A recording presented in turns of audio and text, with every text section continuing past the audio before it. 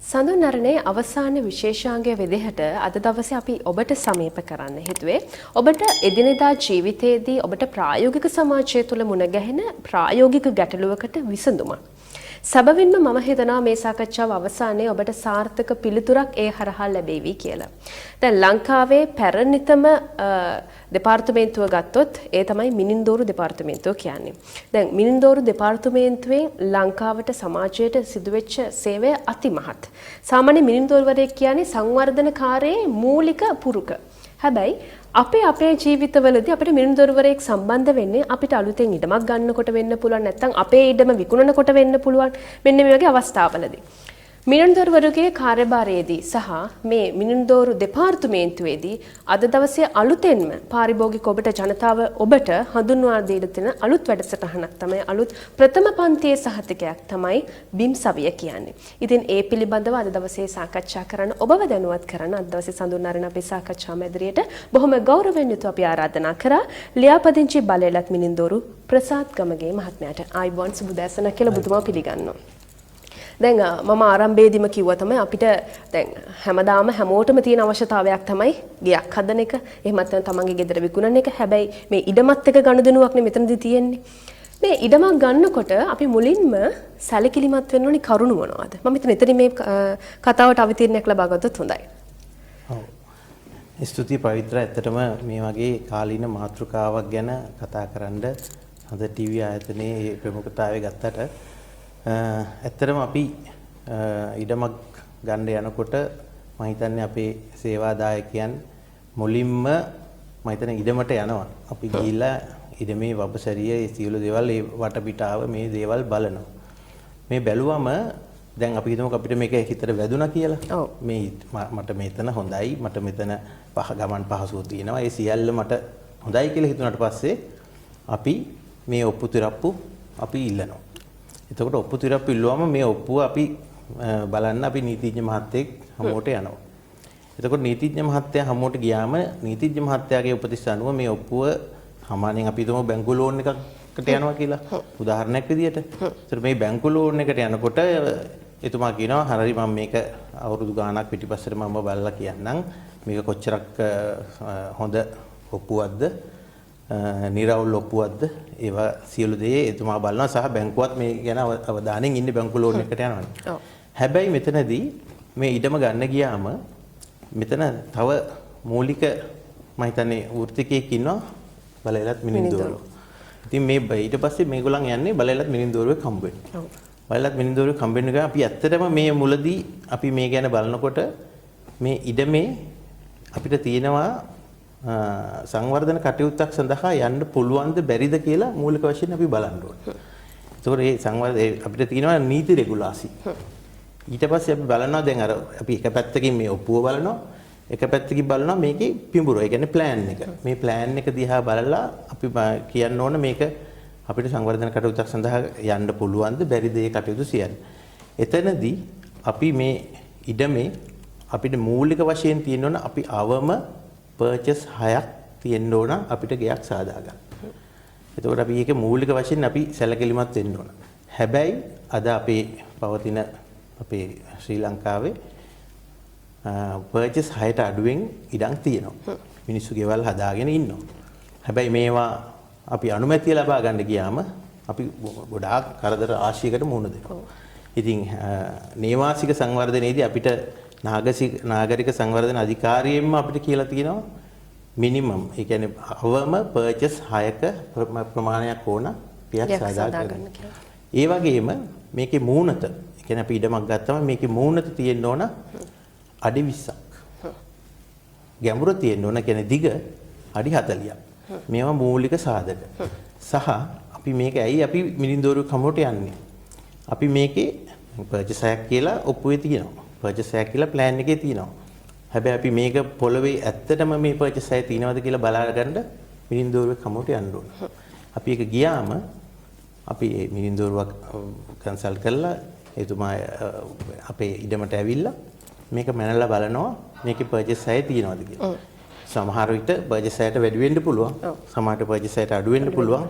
ඒ සමගම අපි කියනවා මෙන්න මෙච්චර දිගයි මුණත මෙන්න මෙච්චර දිගයි පළලක් තියෙනවා. ඉතින් ඒව සියල්ල සලකා බලලා තමයි අපි ඉඩම ගන්න යන්නේ. සහ අපි තව දෙයක් තියෙනවා. මේකේ මම හිතන්නේ නාගරික සංවර්ධන අධිකාරිය යටතේ අපි බැලුවම වතුර බහින ඒ කාණු තියෙනවා. එතකොට මේක තෙතමනේ සහිත ඉඩමක්ද? මේ සියල්ල අපි සැලකිලිමත් වෙන්න ඕන ඉඩමක් ගැනීමේදී. ඔව්. දැන් අද අපේ ප්‍රධාන මාතෘකාව බවට පත් වෙන්නේ බිම් සවිය. දැන් බිම් සවිය කියන්නේ ඇත්තටම කිව්වොත් එimhe අර ටයිටල් සර්ටිෆිකේට් එකක් නේ. ඉතින් හිමිකම් සහතිකයක්. දැන් ලංකාව ගත්තොත් තාම මේ බිම් සවියට අපි හුරු වෙන කාලයක තමයි අපි මේ කතා කරන්නේ. ඇත්තටම දැන් කැනඩාව, ඕස්ට්‍රේලියාව වගේ දියුණු රටවල් ගත්තොත් එimhe මේ සහතිකයේ ටයිටල් සර්ටිෆිකේට් එක සාමාන්‍ය දෙයක්. දැන් අපි අවතීර්ණ වෙමු මොකක්ද මේ බිම් සවිය කියන්නේ කියලා. ඔව් ඇත්තටම බිම් සවිය කියන්නේ අපිට මම පෙන්නන්නම් 1998 අංක 21 දරන හිමිකම් ලියාපදිංචි කිරීමේ පනත මගින් තමයි මේ බිම් සවිය පටන් ගන්න. එතකොට අපිට ලංකාවේ අපි පයිලට් ප්‍රොජෙක්ට්ස් දෙකක් පටන් අරන් තිනවා. බලංගොඩ සහ හෝමගම කියලා. මේ පයිලට් ප්‍රොජෙක්ට්ස් දෙකෙන් අපි කරේ අපි මේ මූලික කටයුතු ටික අපි අපේ රජයේ මිනිඳුරුවන් ලවා අපි මේ පෞද්ගලික ඉඩම් අනින්න පටන් ගත්තා. ඒක කලේ මේ පයිලට් ප්‍රොජෙක්ට්ස් එක කරේ මේක සාර්ථකද අසාර්ථකද කියලා අපි මුලදී හොයලා බලන්න. මේ බිම් සවියේදී ඇත්තටම අපිට තියෙනවා ඔප්පුවක්. ඒ දැන් සාමාන්‍ය ඔප්පුව ගැන අපි කිව්වම සාමාන්‍ය ඔප්පුවක් අපිට තියෙනවා. ඒ ඔප්පුවේ තියෙනවා මම හිතන්නේ ඔයගොල්ලෝ දැකලා ඇති පිටු දෙක තුනක් තියෙනවා ඔප්පු නම්බර් එකක් තියෙනවා. ඊට පස්සේ විකුරුම් කරේ කියලා ගහලා තියෙනවා. කාගෙන් කාටද කියලා ගහලා තියෙනවා. ඊට පස්සේ උපලේඛනයක් තියෙනවා. මේ සියල්ල මේ ඔප්පුවේ තියෙනවා. ඊළඟ නොතාරිස්වරයා සහතික කරලා තියෙනවා. හැබැයි මේ ඔප්පු ක්‍රමය සාර්ථකද නැද්ද කියලා අපි මේක සොයලා බැලුවා. මේ මම හිතන්නේ ඔයගොල්ලෝ දන්නවා ඇති මේ සමහර ඉඩම් වලට ඔප්පු දෙක තුන තියෙනවා. ඒ කියන්නේ එක ඉඩමකට අපි එක ෆෝලියෝ එකක ලිව්වට පස්සේ තව ඒකෙම තව ෆෝලියෝ එකක මේක ලියන්න පුළුවන්. ඒක නිසා මේක අසාර්ථක ක්‍රමයක් කියලා අපි හඳුනාගත්ත නිසා අපි මේ ටයිටල් රෙජිස්ට්‍රේෂන් කියන මේ ව්‍යාපෘතිය ලංකාවට ගෙනාවා.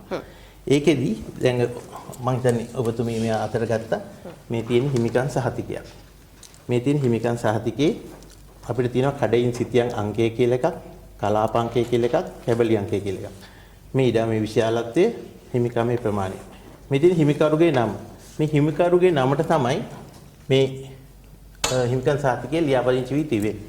ඒතර මේ අපි බිම් සවියට යනකොට මේ මුළු ප්‍රදේශයේම ප්ලෑන් එකක් තමයි අපි හදලා තියෙන්නේ. ඒ කියන්නේ මිනිඳුරු දෙපාර්තමේන්තුවෙන් ඇවිල්ලා මගේ ඊඩම පමණක් නෙමෙයි. මේ මුළු ප්‍රදේශයේම අපි හිතමුකෝ මේ කලාපය කියලා.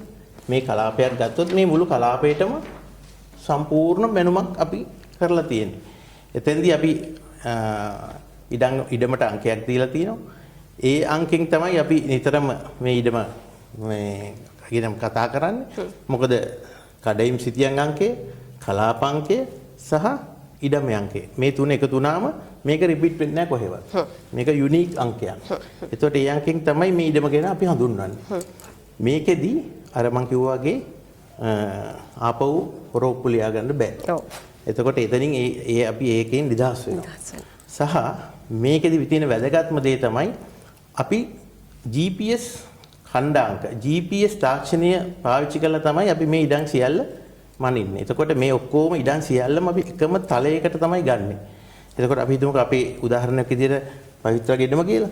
එතකොට පවිත්‍රාගේ ඉඩමේ කොන් හතර සටහන් කරලා තියෙනවා ඛණ්ඩාංක වලින්.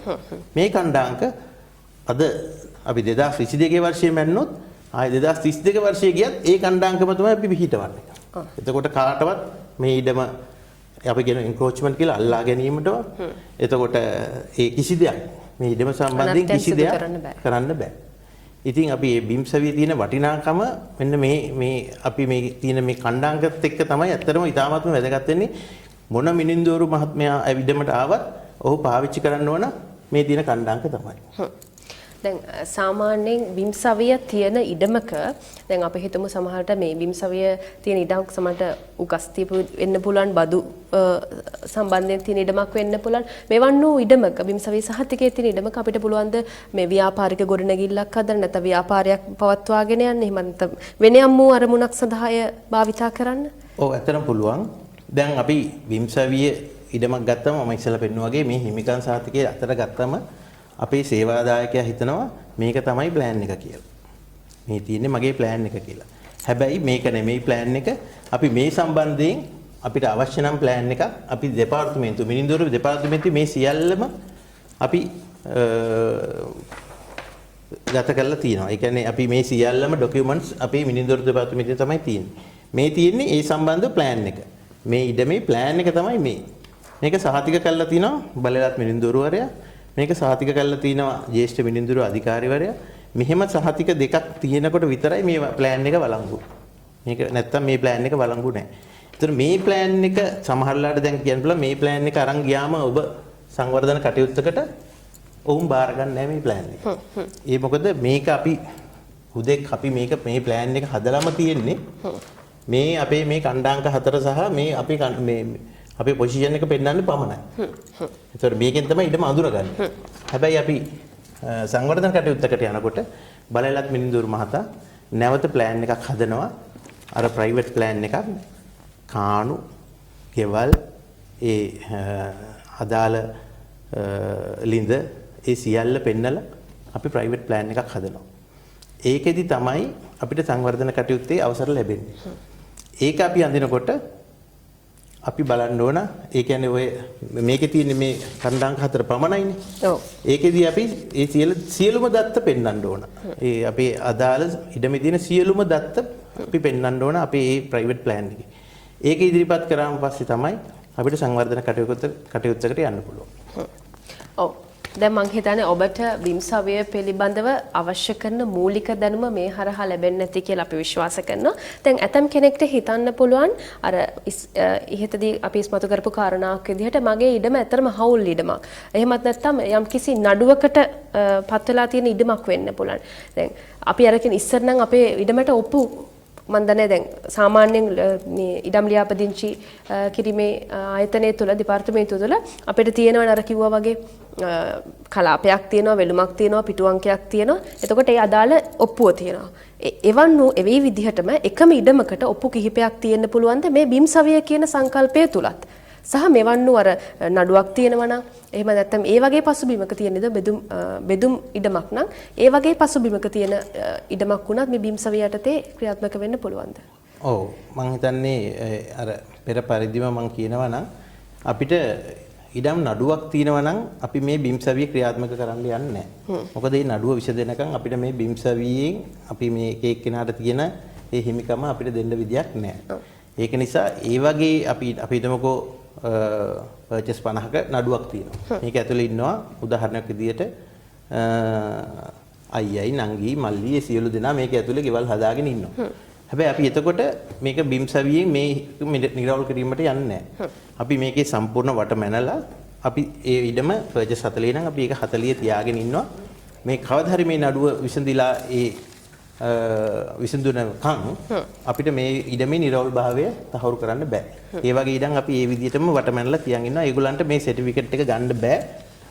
අපි මේ ඉඩම මැනලා අපි නිරවුල් කිරීමේ සහතිකය නිකුත් කරන්න විදියක් නෑ. මොකද මේ නඩුව හින්දා. මේ නඩුව ඉවරනකම් අපිට ඉන්න වෙනවා. දැන් මං හිතන්නේ ඔබටත් යම් කිසි ගැටලුවක් තිබුණා නම් ඒ ගැටලුවට අද දවසේ එතුමන්ගෙන් මේ පිළිතුර ලැබෙන්නේ නැති. දැන් සමහර වෙලාවට මෙහෙම වෙන්නත් පුළුවන්නේ. දැන් අපේ ඉඩමක් අපි ගත්තොත් එම සාමාන්‍යයෙන් අර කියනවා අපේ පෙළපතක් අපි බලනවා කියලා. මොකද පෙළපතක් තියෙන ඒ පෙළපත බලලා තමයි අපිට අවශ්‍ය කරන්නේ ඔප්පුව හෝ ලැබෙන්නේ. ඒකද මෙතන මේ බිම්සවිය කියන කාරණාව තුලත් අපි ওই පෙළපත් නිර්ණය කරනවද නැත්නම් බොහොම පහසු ක්‍රමයක්ද තියෙන්නේ? මොකද්ද ඔප්පුවයි බිම්සවිය අතර තියෙන වෙනස? බොහොම හොඳ ප්‍රශ්නයක් ඇහුවේ පවිත්‍රා. ඇත්තටම දැන් හැමෝම හිතනවා මේ බිම්සවිය දැන් රජයේ මයින් අපොම මේකත් කියන්න ඕන. මම හිතන්නේ මේක ඉතාමත් වැදගත් වෙයි අපේ සේවාදායකයන්ට. අපි රජයෙන් මේක මනින්න පළවෙනි සැරේට ආපුවම මේක මනින්නේ නොමිලේ. මිනිඳුරු දෙපාර්තමේන්තුවෙන් ඇවිල්ලා මේ බිම්සවිය වැඩසටහන නොමිලේ මනින්නේ. හැබැයි සමහරු මේක මේ අපේ පුද්ගලික ඉඩම ඕගොල්ලන් මෙතනට එන්න එපා කියලා මේක මනින්න අවසර දෙන්නේ නැහැ. ඉතින් එතකොට මේක ඇත්තටම බලෙන් මනින්නත් බැරි හින්දා ඒ එන මිනිඳුරු මහතුරු මේක මනින්න නැතුව යනවා. නැවතත් ඉල්ලීමක් කරනවා මේ රජයේ මේ වැඩසටහනට මම හිතන්නේ මේ වගේ දෙයක් කරන්න නැතුව ඒගොල්ලන්ට සහයෝගය දෙන්න කියලා ප්‍රථමයෙන් ඉල්ලනවා. ඒ වගේම ඔබ කිව්ව අනිත් කාරණාව මම හිතන්නේ මොකක්ද ඇහුවේ මගෙන්? අර දැන් අපි මේ වගේ ඉඩමක් ආවොත් එම අපිට බිම්සවිය යටතේ ක්‍රියාත්මක කරගන්න පුළුවන්ද කියලා. පැහැදිලි. එතකොට ඇත්තටම දැන් අපි සාමාන්‍ය ඔප්පුවක් තිනකොට අපි බැංකුවට තිනකොට අපි මේක අවුරුදු 30ක් පත්තිරු බලලා ඒව සියල්ල බලලා තමයි මේ අපිට නිරවුල් භාවය ප්‍රකාශ කරන්නේ. හැබැයි මේ බිම්සවිය සර්ටිෆිකේට් එක ගන්නකොටම මේක කවුරු මොනවා කිව්වත් මේ ඔප්පුව දුන්න ගමන් අනිත් පැත්තට බිම්සවිය සර්ටිෆිකේට් එක දෙන්නේ නැහැ.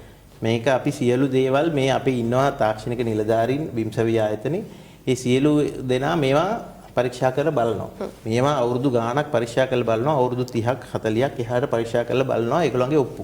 පරණ ඔප්පු. මේවා පරීක්ෂා කරලා බලලා තමයි මේ පළවෙනි පන්තියේ දෙවෙනි පන්තියේ සහ තුන්වෙනි පන්තියේ හිමිකම් ලබා දෙන්නේ.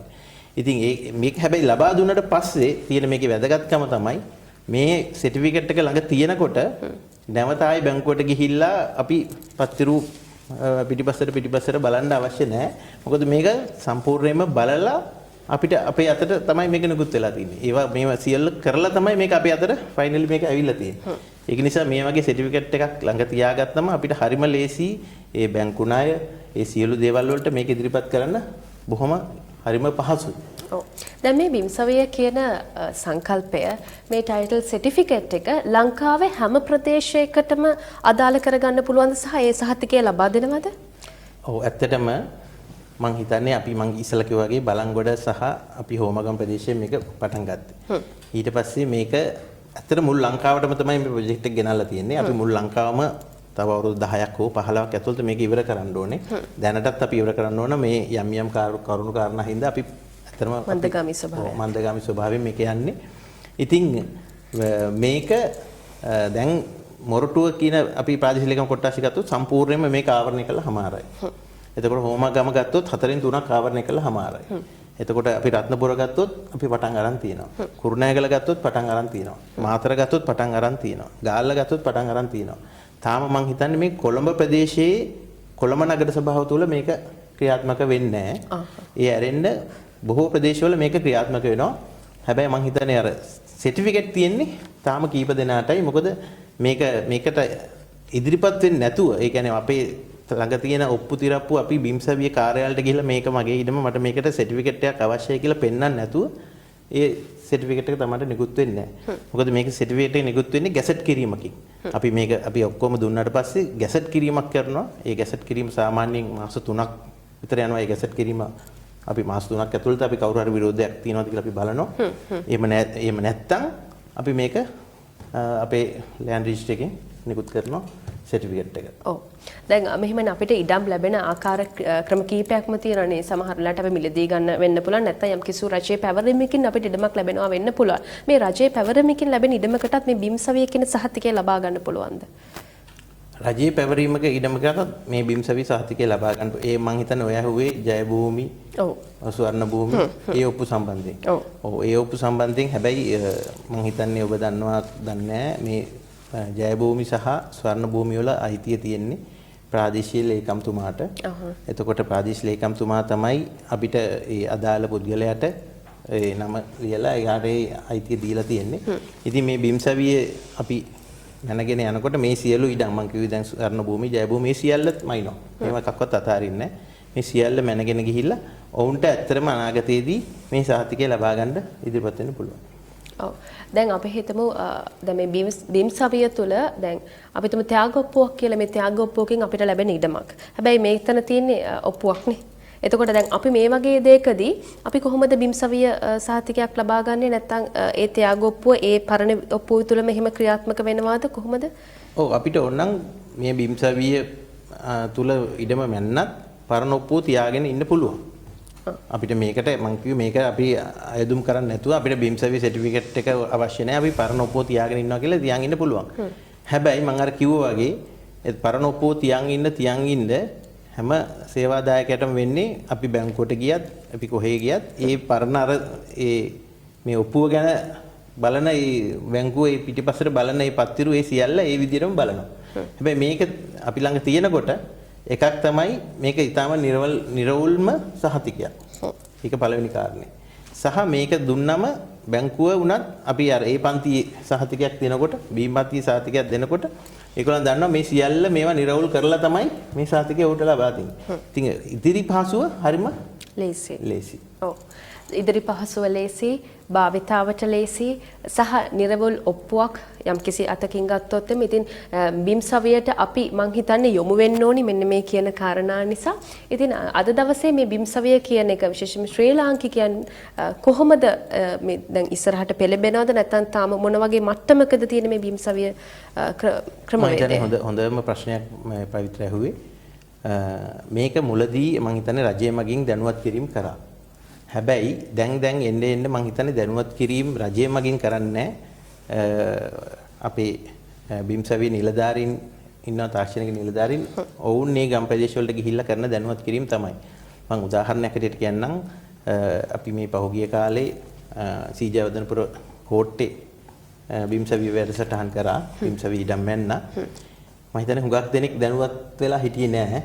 අපි ඊට පස්සේ අපි ඔවුන්ට දුන්නා ඩොකියුමන්ට් එකක් මෙන්න මේ දේ කියවලා බලන්න. මේක කියවලා බලලා ඒත් සමහරු බයයි මං හිතන්නේ මේක මේ සර්ටිෆිකේට් එක ලබා ගන්න අපිට මයින් එපා අපිට සියලු ඔප්පු තියනවා කියලා කියන්නේ.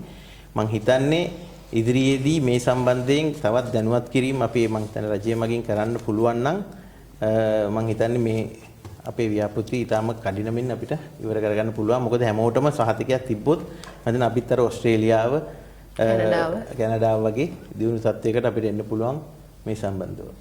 ඔව්. ඉතින් දියුණු රටකට අවශ්‍ය කරන ඒ දියුණු සාධනීය ලක්ෂ්‍යයන් අපි හැම දෙයක්ම එකතු කරගෙන අපේ ජීවිත සාර්ථක කරගන්න තමයි අපි උත්සාහ කරන්න ඕනේ. ඉතින් අද දවසේ අපේ ප්‍රධාන මාතෘකාව බවට පත් වුණේ බිම්සවිය කියන කාරණාව. දැන් මම අහන්න කැමතියි ඔබතුමාගෙන් දැන් බිම්සවිය තියෙන ඉඩමක් විකුණන්න හරි මිලදී ගන්න හරි අපි බය වෙන්න ඕනේද? බය වෙන්න ඕනේ නැහැ. අපි බය වෙන්න ඕනේ නැහැ. ඇත්තටම බිම්සවිය තියනවා කියන මම කියවනේ මේක නිරවුල් කිරීමේ නිරවුල්ම ඔප්පුවක් තියෙන කියලා හිමිකමක් නිරවුල්ම හිමිකමක් තමයි අපිට ලැබිලා තියෙන්නේ. හැබැයි සමහර වෙලාවට අපේ මේ අපි මොනවා වුණත් අපේ මායින් සමහරලාට වැටවල්. මොනවත් අපේ මායින් සමහරලාට මායින් ගලක් දාලා තමයි මායිම දාලා තියෙන්නේ.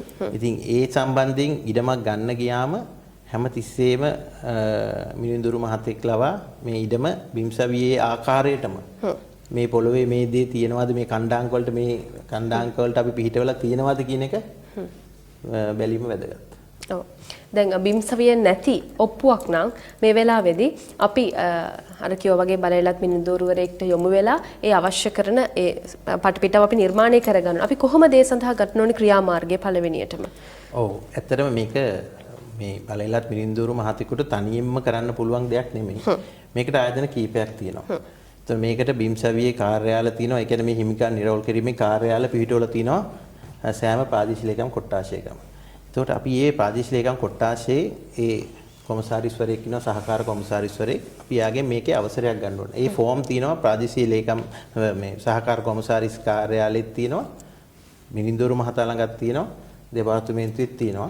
එතකොට මේ ෆෝම් එක ඒ අදාළ අපි හිතමුකෝ ඒ අයියි මල්ලි මේ ඉඩම බෙදා ගන්න කියලා. එතකොට මේ ගැන ඒගොල්ලන් බෙදා ගන්න නම් මේ ෆෝම් එක අපි පුරවන්න ඕන. පුරවලා අපි යන්න ඕන දෙපාර්තමේන්තුවට. අපිට සහතිකයක් තියෙනවා නම් දෙපාර්තමේන්තුවට අවශ්‍ය නැහැ. සහතිකයක් නැත්නම් අපි දෙපාර්තමේන්තුවට ගිහිල්ලා අපි මේ සහතිකය ගන්න අපි මේ දෙපාර්තමේන්තුවට ගිහිල්ලා අපි ඒගොල්ලන්ගෙන් නැවත අවසරයක් ගන්න ඕන. අපි මේ ඉඩම මේ නැවත මනින්න යන්නේ කියලා. ඒ කියන්නේ සහතිකයක් ගන්න. අපි දැන් මම මේ කියන එක තේරුණාද දන්නේ සහතිකයක් ගන්න අපිට කියන්නේ අපි මේ මැනපු බිම්සවියේ ඒ මැනුම ගැන අපි සැටිස් නැහැ. ඒ කියන්නේ අපි ඒක සතුටුදායක නැහැ. අපිට හිතනවා මේකේ පර්චේස් ගාණක් අඩුයි නම් නෑ මගේ ඊඩම පර්චේස් ගාණක් අඩු වෙන්න බෑ. මට මේ 10 නම් පර්චේස් 10 තිබිය යුතුයි. ඒකට නැවත අපි මැනුමකට යොමු කරනවා. දෙවනි මැනුමකට. එතකොට මේ බලයලත් මිනිඳු අදාළ බලයලත් මිනිඳුරකට ආපුවම ඒ ෆෝම් පෝරමේ දෙනවා. ඒ පෝරමේ අරන් අපි යනවා දෙපාර්තමේන්තුවට. එතකොට ඒ දෙපාර්තමේන්තුවෙන් ඒ අදාළ අපිට ඩේටා නිකුත් කරනවා. ඊට පස්සේ තමයි බලයලත් මිනිඳුරට ඉඩමට යන්න පුළුවන්. සහ මේකේ දෙවෙනි පියවර සර්ටිෆිකේට් එකක් තියෙනවා. ඒතකොට සර්ටිෆිකේට් එක තියෙනවා නම් අපි මේක දෙකට බෙදා ගන්න ඕන කියලා. දෙන්නෙකුට බෙදා ගන්න ඕන. ඒතකොට මේ සර්ටිෆිකේට් එක තියෙනවා නම් ඒත් අර පෝරමේ පුරවන්න ඕන. ඒ පෝරමේ පුරවලා අපි දෙපාර්තමේන්තුවට ගිහිල්ලා ඒ දත්ත ලබා ගන්න ඕන. ඒ දත්ත ලබා ගත්තට පස්සේ පුළුවන් අපිට ඉඩමට ගිහිල්ලා මැනුම කළා නැවතත් මේ අපි කරන මැනුම සහතික විය යුතුයි සර්වේ ජෙනරල් වරයාගේ. සර්වේ ජෙනරල් වරයා සහතික කරාට පස්සේ තමයි මේක බලංගු පිඹුරක් බවට පත් වෙනවා. ඔව්. දැන් මේත් එක්කම මතක් කරමු අර නාගරික සංවර්ධන අධිකාරිය යම් කිසි රෙගුලාසි මේ පිළිබඳව අපි සැලකිලිමත් වෙන්න ඕනේ. ඒ රෙගුලාසි පිළිබඳවත් අපි මතක් අපි කරමු. බිම්සවියේදී නාගරික සංවර්ධන රෙගුලාසි මේ සැලකිලිමත් වෙන්න ඕනේ. අපි බිම්සවියේදී කරන්නේ අපි මේ හිමිකම් සහතිකයක් නිකුත් කිරීම සඳහා. ඒ කියන්නේ තමන්ගේ හිමිකම නිකුත් කිරීම සඳහා තමයි යන්නේ. මම කියවර කණ්ඩාංක අපි සහතික කරනවා කියලා. ඒක. හැබැයි මේක සම්බන්ධයෙන් සංවර්ධන කටයුත්තක් යනකොට නැවත බලයලත් මිනිඳුරවරයා අපි කියනවා ප්‍රයිවට් ප්ලෑන් කියලා. අපි ඒ ප්‍රයිවට් ප්ලෑන් එක අපි එයාට ඉෂුව කරන්න ඕනේ. ඔව්. මම හිතන්නේ බිම්සවය පිළිබඳව ඔබ නොදන්නා කාරණා බොහෝමයක් අද දවසේ මේ පිළිබඳව ඔබ දැනුවත් වෙන්න ඇති. මම අවසාන වශයෙන් ඔබතුමාගෙන් අහන්න කැමතියි. ඇයි අපි බිම්සවයට යොමු වෙන්න ඕනේ සහ බිම්සවයේ වැදගත්කම සහ කාලීන අවශ්‍යතාවය මොන විදිහටද මේ බිම්සවය කියන සංකල්පය හරහා සපිරෙන්නේ? ඔව් ඇත්තටම පෙර කීවාසේම අපි ළඟ තාමත් බිම්සවිය ඉඩම වෙනගත්තේ නැත්නම් බිම්සවිය යටතේ මම ඉල්ලා සිටිනවා හැමෝගෙම මොකද මේක ඉතාමත්ම වටිනා සර්ටිෆිකේට් එකක් හිමිකම් සහතිකයක් මේක ගත්තට පස්සේ මම අර කිව්වා වගේ ඒ අපිට ඉස්සරහට තියෙන ඒ කරදර සියල්ල 150ක් 60කින් අඩු වෙනවා මොකද බැංකුවට ගියත් ඔබ වෙනත් ආයතන වලට ගියත් මේ සහතිකය ඉතාමත්ම ඉහළින් පිළිගන්නවා ඒක නිසා කවුරු හරි හිතන් ඉන්නවා නම් මේ බිම්සවිය කියන්නේ අපිට වැදගත් නැති දෙයක් කියලා එහෙම නෙමෙයි මේක රජය මගින් නොමිලේ පළවෙනි වතාවට ඇවිල්ලා කරන්නේ ඔබලාට නොමිලේ. ඒතකොට මේ නොමිලේ කරන දෙයින් ඒ ප්‍රයෝජනෙ ගන්න කියලා ඉතාමත්ම හදවතින්ම ඉල්ලා සිටිනවා. මොකද නැත්තම් නැවත කවදා හරි ඔබට මේ සහතිකය සඳහා යන්න වෙනවා. රජයෙන් මැනලා ගියාට පස්සේ ඔබට මේ සහතිකය අවශ්‍ය වුණොත් ඔබ පෞද්ගලික මිනින්දෝරුවෙක් ළඟට ගිහිල්ලා මුදල් ගෙවලා තමයි මේක කරගන්න වෙන්නේ. ඒකින්ද පළවෙනි වතාවට එන ඒ රජයේ මිනින්දෝරුවරයා හෝ බලයලත් මිනින්දෝරුවරයා ඔබට මේක නොමිලේ කරලා දෙන හන්ද ඒ ගැන ඉතාමත්ම දැඩි අවධානයක් යොමු කරන්න කියලා මම ඉල්ලා සිටිනවා. මොකද මේක ඉතාමත්ම වැදගත් ලියවිල්ලක් ඔබගේ ඔප්පුව වෙනුවට මේ ලබා දෙන හිමිකම් සහතිකය. ඔප්පුව වෙනුවට ලබා දෙන හිමිකම් සහතිකය ඔබ සතු වැදගත් වගකීමක් ඒ වගේම ඒ හිමිකම් සහතිකය ඔබ සතුව තාමත් නැත්නම් අනිවාර්යයෙන්ම ඔබ සතුව ඉක්මනින් මේ හිමිකම් සහතිකය ලබා ගැනීම තමයි ඔබේ යුතුයකම. මම හිතන්නේ එතුමන්ගේ කතාවේදී ඒ හිමිකම් ඔප්පුවේ තියෙන වටිනාකම ඒ හිමිකම් සහතිකයේ පිළිබඳ තියෙන වටිනාකම ඔබට පුන පුනා කිව්වා. ඉතින් ප්‍රායෝගික සමාජය අපිට වැඩිපුරම මුණ ගැහෙන ආරවුල් අතරින් එක ආරවුල් වර්ගයක් තමයි ඉඩම් ආරවුල් කියන්නේ. ඉඩම් සම්බන්ධයෙන් තියෙන ගැටලු. ඉතින් ඒ ගැටලු වලට සාර්ථක පිළිතුරක් තමයි බිම්සවිය කියන සංකල්පය. ඉතින් අද දවසේ ඔබ බිම්සවිය කියන සංකල්පයට ඔබ ඇයි සහ ඒ සංකල්පයේ තියෙන වැදගත්කම පිළිබඳව අපි බොහෝ කාරණා කතා කරා. ඒ පිළිබඳව ඔබව දැනුවත් කරන්න අද දවසේ අපි සාකච්ඡා මැදිරියට බොහොම ගෞරවයෙන් යුතුව ආරාධනා කළේ ලියාපදිංචි බලයලත් මිනිඳුරු ප්‍රසාද් ගමගේ මහත්මයාට. ඉතින් බොහොම ස්තුතිවන්ත වෙනවා අද දවසේ අපි මේ සම්බන්ධයෙන් දැනුවත් කරාට. ඉතින් සඳුන් අරගෙන අපිට සමුගන්න වෙලාවත් ඇවිත් බොහෝ වැදගත් කාරණා කිහිපයක්ම අද සඳුන්වරණේ අපේ පෙළ ගැස්මේ අපි ඔබට සමීප කළා. ඉතින් ජීවිතේ හැමදාම වැඩ කරනවා. අද දවසත් ඔබේ වැඩ කරන දවසට එකතු වෙන තවත් අලුත් දවසක් දවසේ උදෑසන වරුව අපි මේ විදිහට සඳුන්වරණයෙන් ඔබට ජීවිතේ බොහෝ වටිනා කියන කාරණා සඳුන්වරණ හරහා සමීප කළා. ඉතින් ඒ මතක් කිරීමත් එක්ක ඔබ අවංකව වැඩ කරන්න ඔබේ ජීවිතයේ අවංකත්වයට ඔබේ ජීවිතේ වැඩ කිරීමේ ප්‍රමාණයට සාර්ථක කරගන්න ඔබට අනිවාර්යයෙන්ම හැකියාව ලැබෙනවා. එහෙනම් සඳුදා දිනේත් සඳුන්වරණයෙන් මුණ ගැහිමේ බලාපොරොත්තුෙන් අදට අපි ඔබේ නිවහනින් සමුගන්නවා. ඔබට සුබ දවසක්.